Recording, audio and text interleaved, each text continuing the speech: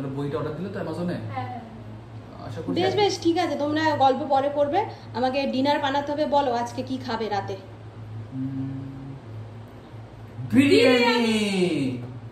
হাতে হাতে দাও তালি, চলে আসবে বিরিয়ানি। টিউশন ছিল, টিউশন করে এই এলাম। বাইরে প্রচণ্ড রোদ, আর মানে বাইরে বেরোলে পুরো মুখ জ্বলছে, এত বেশি রোদ আর কি। তো আজকে রাতে ওই যে বলেছিলাম একটা স্পেশাল রান্না করব, যেটা আপনারা অনেক দিন ধরে দেখাতে বলেছিলেন, বিরিয়ানি। তো ওইটা আজকে বানাবো। তো সঙ্গে ভাবছি চিকেন চাপও বানাবো। তো তার জন্য কয়েকটা জিনিস আনলাম। আর বিরিয়ানির চিকেনটা অনুরাগ কালকেই এনেছিল আর কি, ওটা একটু দেখে আনতে হয়, তো তার জন্য অনুরাগই এনেছিল। আর এই যে দই আনলাম, টক দই, চাল, বিরিয়ানি মশলা আর আতর। আচ্ছা, এই আপনাদেরকে বলেছিলাম যে বিরিয়ানির রেসিপিটা দেখাবো। তো এখানে দেখুন বিরিয়ানির চিকেনগুলো আছে। এই যে চিকেনগুলোর সাইজ দেখুন, প্রায় এক একটা 150 গ্রাম এরকম করে আছে। এই যে লেগ পিস এরকম মোটামুটি 6টা পিস আছে, কারণ আমরা দুদিনের জন্য বানাচ্ছি, তার জন্য 6 পিস আছে। তো কিভাবে ম্যারিনেট করছি প্রসেসটা একটু দেখিয়ে দিচ্ছি। এই যে এখানে আছে আদা রসুন আর পেঁয়াজের পেস্ট, এটা দিয়ে দিলাম, বেশ অনেকটাই দিলাম। আর কিছুটা রাখলাম, কারণ এখানে আরেকটা চিকেনের রেসিপি বানাবো, চিকেন চাপ, ওখানেও কিছুটা দেবো, তার জন্য কিছুটা রেখে দিলাম আর কি। আর এই যে দিয়ে দিলাম আদা রসুন আর পেঁয়াজের পেস্ট। এবার দেব হলুদ, লঙ্কা আর একটু জিরের গুঁড়ো। আর এই যে সানরাইজের যে বিরিয়ানি মশলা, এটা দিয়েই কিন্তু করবেন, কারণ এভারেস্টের একটা পাওয়া যায় বিরিয়ানি মশলা, ওটাতে মশলাটা খুব একটা ভালো না। আমি এই সানরাইজের বিরিয়ানি মশলাটা দিয়েই করি। এই বিরিয়ানি মশলাটা দিয়ে দেব। এগুলো সব পরিমাণ বুঝে দিতে হবে আর কি, এগুলো সব পরিমাণ বুঝে দিতে হবে, কারণ চিকেনের কোয়ান্টিটি যেভাবে থাকবে সেই রকম অনুযায়ী মশলা দিতে হবে। আর পরিমাণ মতন দিয়ে দেব নুন।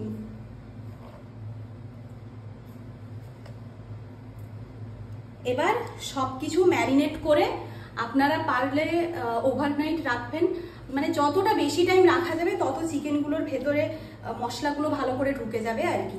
তো আমি এখন ম্যারিনেট করছি, এখন প্রায় বাজে 12টা, আর আমি সন্ধেবেলা ওই 7টার সময় রান্না শুরু করব। তো বেশ অনেকটা টাইমই ম্যারিনেট করা থাকবে।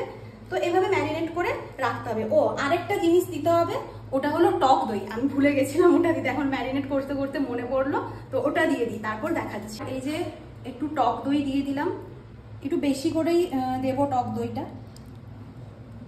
দিয়ে। এবার ভালো করে ম্যারিনেট করে নিলাম। কমপ্লিট ম্যারিনেট করা। এবার এটাকে আমি ফ্রিজে রেখে দেব, ওই যেমন বললাম আর কি, বেশ অনেকটা টাইমই রাখবো। তো চলুন, এরপর নেক্সট যখন আমি রান্না করা শুরু করব তখন থেকে আবার আমি দেখাবো। প্রথমেই এই ম্যারিনেট করা চিকেনটা আগে কষিয়ে নেব। এটা হচ্ছে সাদা তেল দিয়েছি কড়াইয়ের মধ্যে, চিকেনটা দেবো এবার। এই যে কড়াইয়ের মধ্যে চিকেনগুলো দিয়ে দিলাম।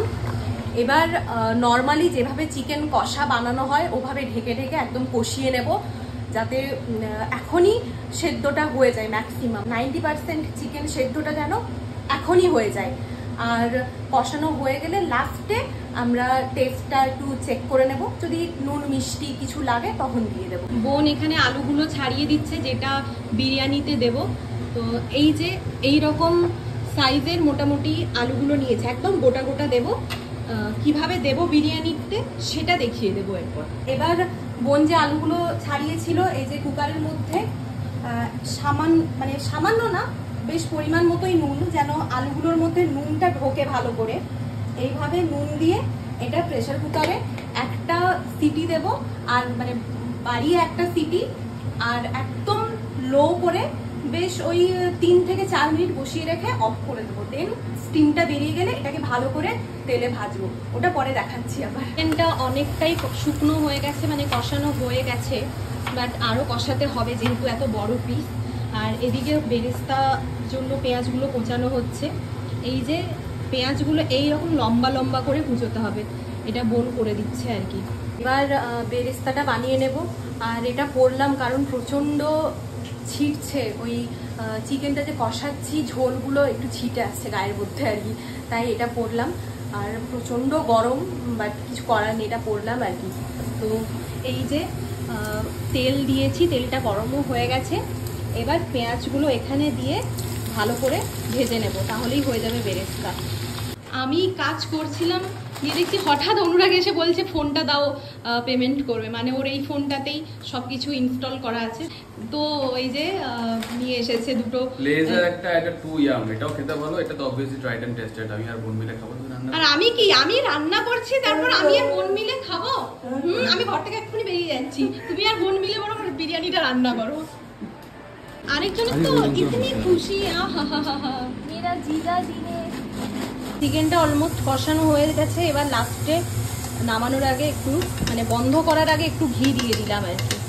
ব্যাস, এটা দিয়ে ভালো করে ঢাকিয়ে আর একটু টাইম সেদ্ধ করে নেব। পেঁয়াজটা এই যে গোল্ডেন ব্রাউন হয়ে গেছে, তার মানে এটা বেরেস্তা হয়ে গেছে আর কি। আওয়াজটা খানিকটা এরকম হয়েছে। তো এই বেরেস্তাটা অনেক রান্নাতেই দেওয়া যায়, আর এটা স্টোর করেও রাখা যায়। এটা ঠান্ডা হয়ে গেলে আপনারা কোনো কন্টেনারের মধ্যে ভরে রাখতে পারেন। আর আরও মানে অনেক ধরনের রান্নাতেই দেওয়া যায় আর কি। তো আমি জাস্ট বিরিয়ানির জন্য বানালাম, তাই সামান্যই বানিয়েছি। তো এবার আমি আলুগুলোকে ভেজে নেবো আর কি। চাল সেদ্ধ করব বলে এটাতে জল গরম করতে বসিয়ে দিয়েছি। আর এই হাঁড়িটা বা পাত্র যেটাই বলি, বা কড়াই, এটা হচ্ছে 9 লিটার। মানে এই যে কড়াই আর এটার মধ্যে ডিফারেন্সটা আপনারা নিশ্চয়ই বুঝতে পারছেন। আসলে আমরা খুব বেশি বিরিয়ানি খেতে পছন্দ করি, তার জন্য অনুরাগ এটা কিনেছে। আর এটাতে মানে এটা কেনার কারণ, হাঁড়ি তো আছে বাড়িতে একটু বড় সাইজেরও, কিন্তু হাঁড়ির মধ্যে না মানে বিরিয়ানিটা বানালে বেশ মানে ছড়ানো একটা জায়গা হলে না বিরিয়ানিটা একটু ভালো হয়, মানে ঝরঝরে থাকে। নইলে হাঁড়ির মধ্যে হলে না মানে দলা পাকিয়ে যায়, এরকম টাইপের হয়ে যায় আর কি। তো তার জন্য এটাতে হলে বেশ ছড়ানো প্রশস্ত জায়গা, তো এটাতে খুব ভালো বিরিয়ানি হয়। তো জলটা ফুটে গেলে এটার মধ্যে নুন দিয়ে দেবো পরিমাণ মতো, মানে চালে যে নুনটা লাগবে ভাতের টেস্ট অনুযায়ী নুনটা দিয়ে দেবো। আর চালটা দিয়ে মোটামুটি 90% সেদ্ধ করে নেব।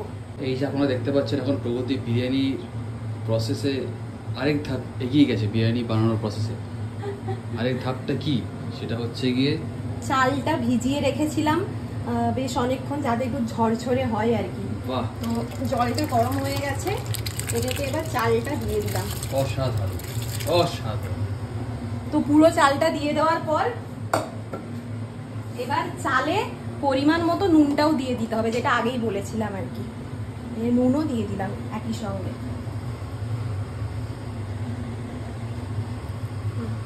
এবার আলুগুলো ভেজে নেব, তার জন্য আগে একটু হলুদ দিয়ে দিলাম কালারের জন্য। আমি কোনো আলাদা করে ফুড কালার ইউজ করছি না। সেদ্ধ করে রাখা আলুগুলোকে ভালো করে গোল্ডেন ফ্রাই করে নেব একেবারে। আলুগুলো এই যে ভালো করে ভেজে নিলাম। এবার বিরিয়ানির লেয়ারিং হবে ভাতটা সেদ্ধ হলে। ভাতটা যেটা হয়ে গেছিলো, অত বড় হাঁড়ি 1 কেজি চাল আমি তো তুলে করাতে পারবো না। এই গরম হাঁড়ি অনুরাগ কিন্তু এটা করে দিচ্ছে, তার মানেই বোঝা যায় যে অনুরাগ ভালোই রান্না পারে। এই গরমে এটা করা ভীষণই টাফ ব্যাপার। তো যাই হোক, অনুরাগ করে দিচ্ছে আর কি। আচ্ছা, এবার বিরিয়ানির লেয়ারিংটা করব, তাই একটা বাটির মধ্যে হলুদ নিলাম, কারণ আমি ফুড কালার ইউজ করছি না। আর এটার মধ্যে দুধ দেব অনেকটা পরিমাণে। এই যে দুধ দিলাম। এবার কেওড়া জল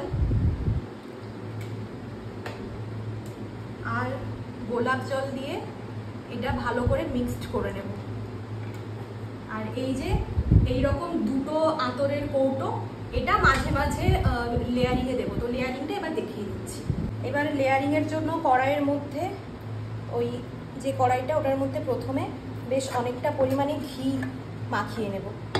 তো লেয়ারিংটা এভাবে হবে, মানে একটা স্টেপে আলু দেব, তারপরে হয়তো ভাতটা দেব, দেন তারপরে একটু চিকেন দেব, তারপরে একটু বেরেস্তা দেব, মাঝে একটু ঘি দেব, আর এই যে আতর দেব, আর এই যে মিক্সড যেটা আগে থেকে করে রেখেছি এটা একটু দেব। এভাবে লেয়ারিংটা হবে আর কি। তো মোটামুটি আপনারা সবাই জানেন, প্রসেসটা দেখানো হয়ে গেছে, লেয়ারিংটা আমি আস্তে আস্তে একটু দেখিয়ে দিচ্ছি। তো একটু আলু দিলাম,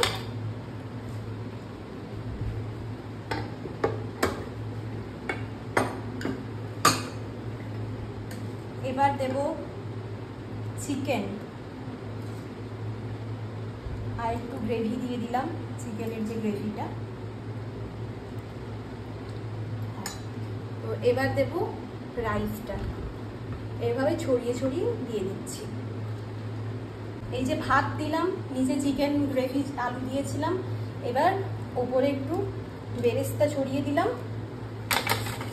আর এই যে দুধের সঙ্গে কেওড়া জল আর গোলাপ জল হলুদের যে মিক্সড, এটা এবার একটু ভালো করে দিয়ে দেব।